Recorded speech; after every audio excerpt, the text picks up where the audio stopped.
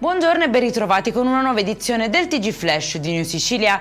In apertura la Procura di Caltanissetta ha chiesto gli arresti domiciliari per il deputato regionale di Forza Italia Michele Mancuso, indagato per corruzione. Secondo l'accusa avrebbe incassato una tangente da 12.000 euro per favorire un'associazione beneficiaria di fondi pubblici destinati a eventi e spettacoli in provincia.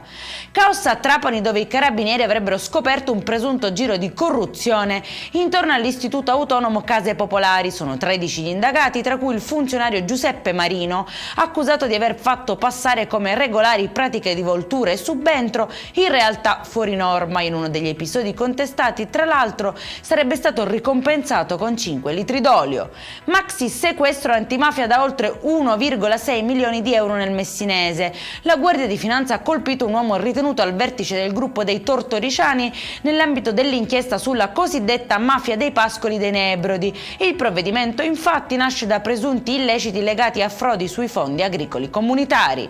Rapina da quasi 200.000 euro a Catania ai danni di un grossista d'oro veneto aggredito mentre rientrava alla propria auto con uno zaino di gioielli. 2 uomini travisati da caschi lo hanno strattonato e minacciato simulando il possesso di un'arma. Grazie alle immagini di videosorveglianza sono stati identificati e arrestati. E in chiusura scoperta una fumarola nelle campagne di Scoglietti, nel territorio di Vittoria. I carabinieri hanno sorpreso una donna e un operaio agricolo mentre bruciavano rifiuti speciali tra plastica e scarti agricoli su un'area di circa 200 metri quadri. La zona è stata sequestrata e i 2 sono stati denunciati. Per questa edizione è tutto, prossimo appuntamento alle 19:30. Buona giornata.